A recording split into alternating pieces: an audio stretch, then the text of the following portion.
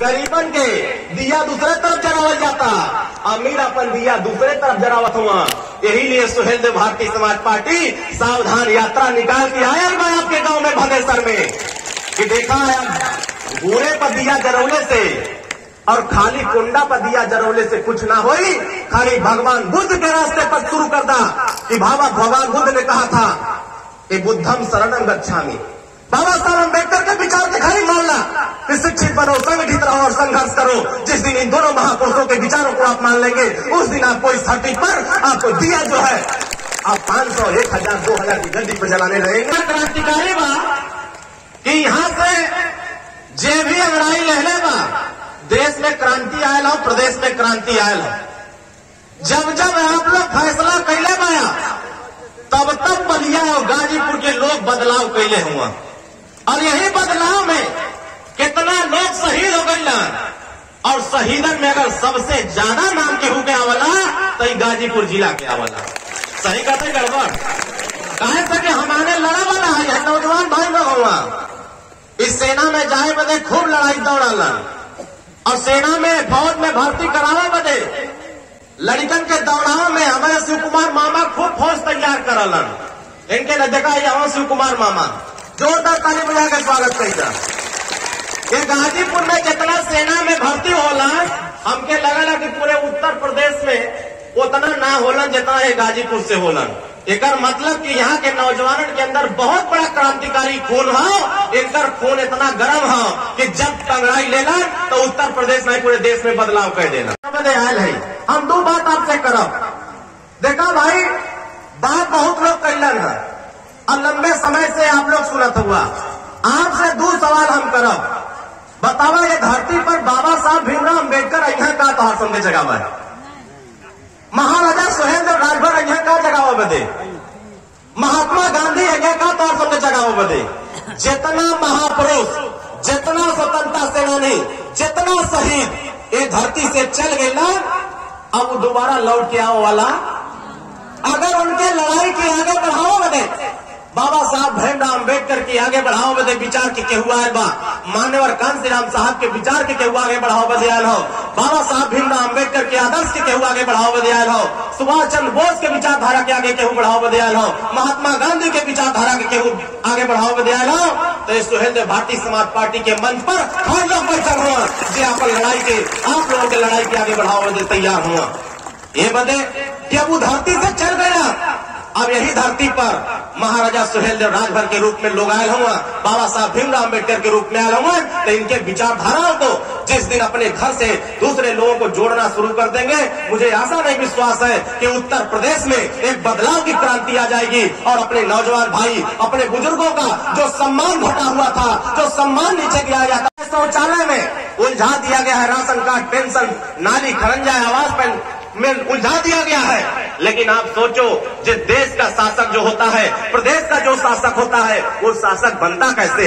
हम बिखर कर रहेंगे तो हम कभी शासक नहीं बन सकते। अगर हम संगठित होकर के अपने समाज को एकत्रित कर दिए तो शासक बन करके हम व्यवस्था को भी बदलने का काम कर सकते हैं। इस नाते आज भदेसर में हम सब लोग उपस्थित हैं। आज जो बड़ा हुआ सैलाब साबित करता है कि आने वाले 2024 नहीं 2027 में ये गाजीपुर के धरती पुनः क्रांतिकारी का एक व्यवस्था बदलाव करने के लिए अंगड़ाई लेने का काम करेगा कि आने वाले समयों में हम और आप तय करेंगे कि देश की सियासत किस तरफ जाएगी। हमारी माताएं बहने बड़े बुजुर्ग बैठे हैं, अब दिवाली आवत हो कि नहीं आवत हो, तैयारी चल रहा हो बहुत तगड़ा तरीके से चला था ना दिवाली की तैयारी।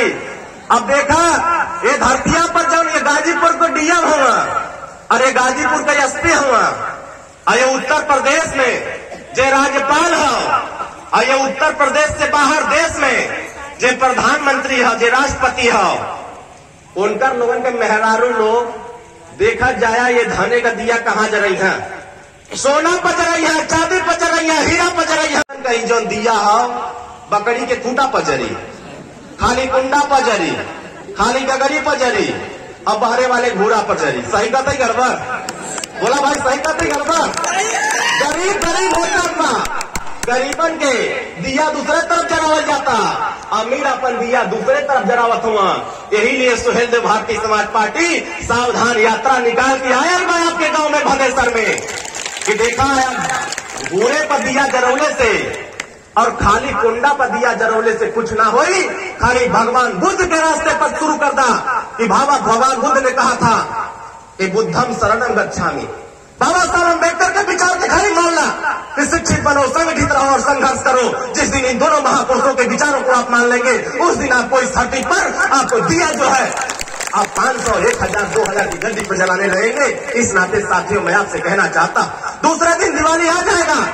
आप दूसरे दिन दिवाली में दिया सजाओगे चारों तरफ, भगवाने पिछवाड़े ऊपर नीचे चारों तरफ, और दिया सजा के खाली कहवा कि भैया 4 बजे भोरे में उठब, मेहरारू लोग मारे चिंता सुती है नहीं, और एक के सूप ले यहाँ, एक के हसुआ जीव बुताने पीटी यहाँ। दलितर भगवान चला भरे खेदाई के ना खेदाई दलितर 75 साल आजादी के हो गया और हर साल दलितर ठहरा था।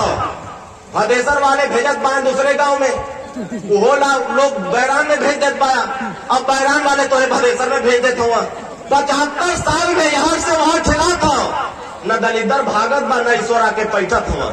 इस पर तब बैठिया जब तुहार बेटा जब तुम्हारे घर में 25,000, 30,000, 40,000 का नौकरी आई, तब बोला दलितर भागे कि ना भागे। तब बात समझ में आवा था कि ना आवा था, घबराता ना भाया। अब मैं बहुत कुछ नहीं कहूंगा। आपके नेता माननीय ओम प्रकाश राजभर, जिसको आप लोगों ने समर्थन देकर के पूरी ईमानदारी के साथ खड़ा होकर के जो आपने सम्मान देने का काम किया है कि 403 विधायक में अकेले माननीय ओम प्रकाश राजभर जी जब लखनऊ के पंचायत में बोलते हैं, तब पूरा देश का नेता सुनला कि ना सुनला। तब वो देखने हुआ दूसरे अपने समाज में, पिछड़े समाज में जब भी बोला ना, तब पिछड़ा कुछ सुरती मल के खा ला। देखने बार ना देखले बा। अब जब इनका बात हम टीवी पर करीला, तब कुछ जने के पसीना होए लगला। सही कहते गड़बड़। हमके देखले बा ना देखले बा सब टीवी पर, के देखले बा, हाथ उठा जे देखले बा भाई, सब जगह देखले बा। हम तक कौनो गांव में कहीं ना है, कैसे देखले बा सब। मतलब घरे घरे में हम पहुंच गए है। तो बहुत कुछ नहीं कहूंगा। अपने हक और अधिकार, मान और सम्मान और स्वाभिमान की लड़ाई लड़ने की अपील करते हुए बाबा साहब भीमराव अम्बेडकर, मानवर कांशीराम साहब, महाराजा सुहेलदेव राजभर के विचारधारा को आगे बढ़ाने की अपील करते हुए, समाज को संगठित करने की अपील करते हुए, एकजुट होकर के सच सच बनने की लड़ाई लड़ने की अपील करते हुए हम अपनी बात को समाप्त करता हूँ। जय सुहेलदेव, जय भीम, नमो बुद्धाय, खुदा हाफिज। बहुत बहुत धन्यवाद।